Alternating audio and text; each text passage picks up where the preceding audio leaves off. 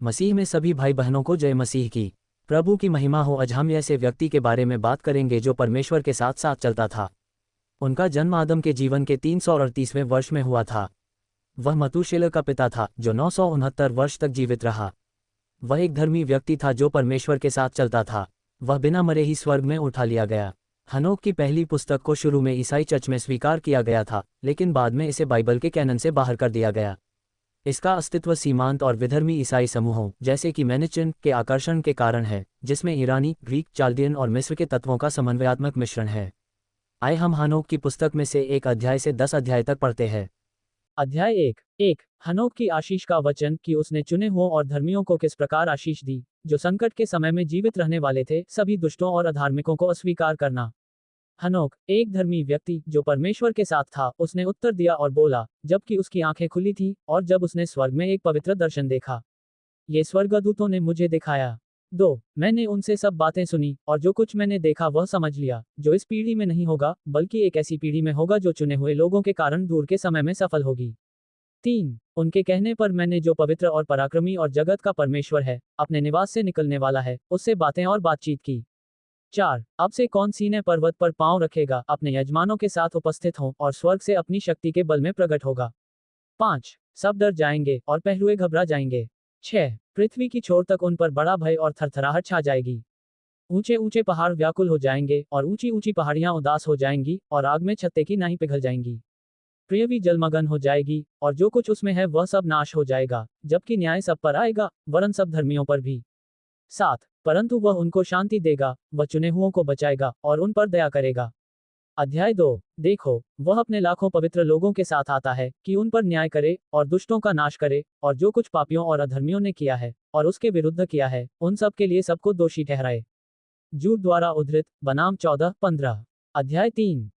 जो स्वर्ग में है वे सब जानते हैं कि वहां क्या चल रहा है।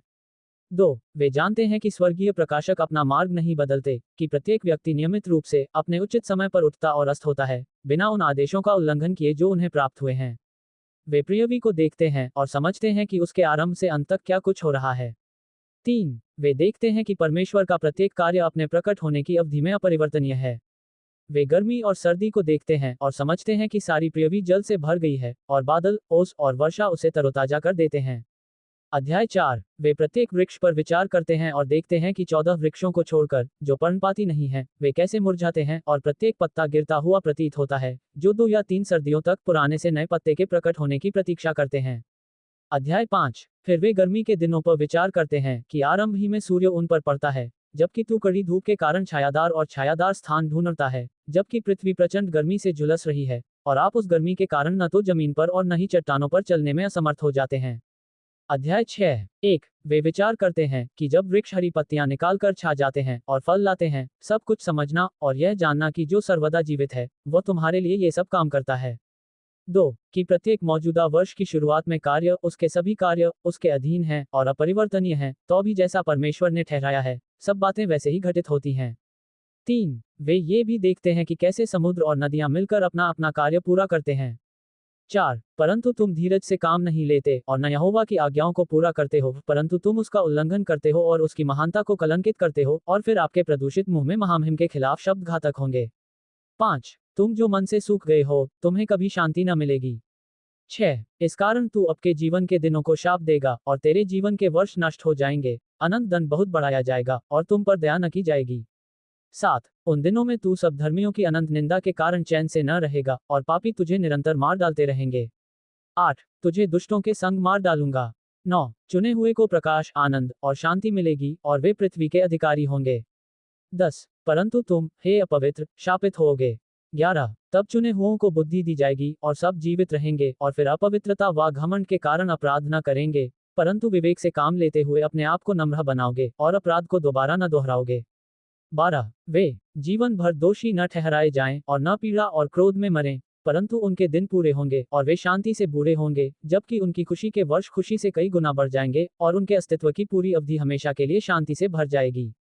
अध्याय 7। धारा द्वितीय। 1। उन दिनों में मनुष्यों के बहुत बढ़ने के बाद उनके सुंदर और सुंदर बेटियां उत्पन्न हुई। 2 और जब स्वर्ग के पुत्र स्वर्गदूतों ने उन्हें देखा तो वे उन पर मोहित हो गए और एक दूसरे से कहने लगे, आओ हम मनुष्यों के वंश में से अपने लिए स्त्रियां चुन लें और संतान उत्पन्न करें। 3 तब उनके सरदार साम्यजा ने उनसे कहा, मुझे डर है कि शायद आप इस उद्यम के प्रदर्शन के प्रति उदासीन होंगे। 4 और ऐसे घोर अपराध का फल मैं ही भुगतूंगा। 5 परंतु उन्होंने उसको उत्तर दिया, हम सब कसम खाते हैं।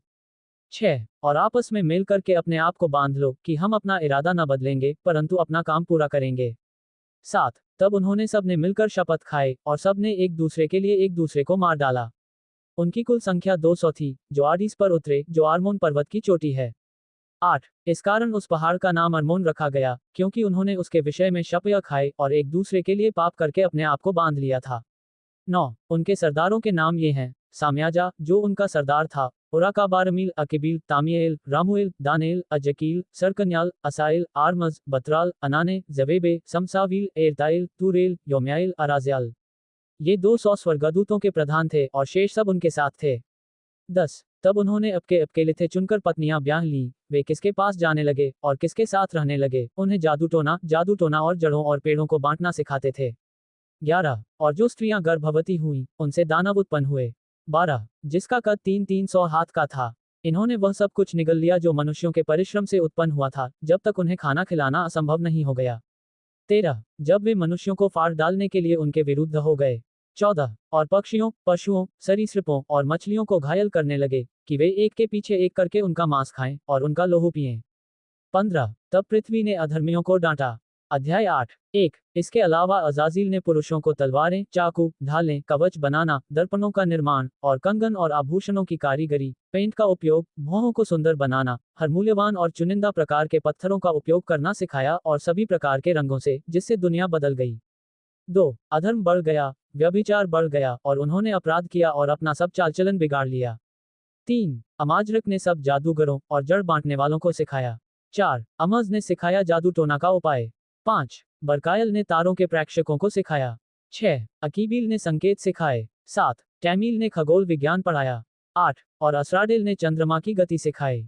9 और मनुष्य नाश होकर चिल्ला उठे और उनकी आवाज स्वर तक पहुंच गई। अध्याय 9 1 तब मिकाइल और जिब्राइल, रफाएल, सूर्याल और उरियल ने स्वर पर से दृष्टि करके पृथ्वी पर कितना लोहो बहाया गया और उस पर कितना अधर्म किया गया था, सब देखा और एक दूसरे से कहा, ये वही है उनके रोने की आवाज। 2 अपनी संतान से वंचित पृथ्वी स्वर्ग के द्वार तक रोती है। 3 और अब हे स्वर्ग के पवित्र लोगों, मनुष्यों के प्राण तुमसे यह कहकर शिकायत करते हैं कि परम प्रधान से हमारा न्याय करा। तब उन्होंने अब के प्रभु राजा से कहा, तू प्रभुओं का प्रभु, देवताओं का परमेश्वर और राजाओं का राजा है। तेरी महिमा का सिंहासन युगानुयुग बना रहेगा और तेरा नाम युगानुयुग पवित्र और महिमा में होता रहेगा। आप धन्य और महिमामंडित हैं। 4 सब वस्तुएं तू ही ने बनाई हैं, तू सभी चीजों पर अधिकार रखता है और सब वस्तुएं तेरे सामने खुली और प्रकट हैं। तू सब कुछ देखता है और कुछ भी तुझसे छिपा नहीं रह सकता। 5 तूने देखा कि अजाजेल ने क्या किया और पृथ्वी पर सब प्रकार के अधर्म की शिक्षा दी और स्वर्ग में के सब गुप्त काम जगत पर प्रकट किए। 6 साम्याजा ने जादू भी सिखाया है और तूने उसे अपने साथियों पर अधिकार ने दिया है। वे मनुष्य की पुत्रियों के पास एक साथ गए हैं, उनके साथ पड़ा हूं, प्रदूषित हो गए हैं। 7 और उन पर अपराध प्रकट किए हैं। 8 इसी तरह महिलाओं ने दिग्गजों को जन्म दिया है। 9 इस प्रकार सारी पृथ्वी लोहो और अधर्म से भर गई है। 10 और अब देखो, जो मरे हुए हैं उनके प्राण चिल्ला रहे हैं। 11 और स्वर्ग के फाटक तक भी शिकायत करो। 12 उनका कराहना बढ़ गया है, नहीं वे उस अधर्म से बच सकते हैं जो पृथ्वी पर किया गया है। आप सभी चीजों को उनके अस्तित्व से पहले ही जानते हैं। 13 तू ये बातें जानता है और उनसे क्या क्या हुआ, तो भी तू हमसे बातें नहीं करता। 14 इन बातों के कारण हमें उनसे क्या करना चाहिए। अध्याय 10 1 तब परम प्रधान, महान और पवित्र ने कहा।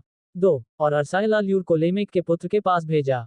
3 कि उससे मेरे नाम से कह अपने आप को छिपा ले। फिर उसे उस परिणति के बारे में समझाओ जो घटित होने वाली है, क्योंकि सारी पृथ्वी नाश हो जाएगी, जल प्रलय का जल सारी पृथ्वी पर फैल जाएगा और जो कुछ उसमें है वह सब नष्ट हो जाएगा। 5 और अब उसे सिखा कि वह किस रीति से बच सके और उसका वंश सारी पृथ्वी पर बना रहे। 6 फिर यहोवा ने राफेल से कहा, अजजाइल के हाथ पांव बांध, उसे अंधकार में डाल दो और दुदाइल के जंगल को खोलकर उसमें डाल दो। उस पर नुकीले पत्थर फेंको और उस पर अंधकार छा दो। 8 वह सर्वदा वहीं रहेगा, उसका मुंह ढांक दो कि वह प्रकाश न देख सके। 9 और न्याय के बड़े दिन में वह आग में डाला जाए।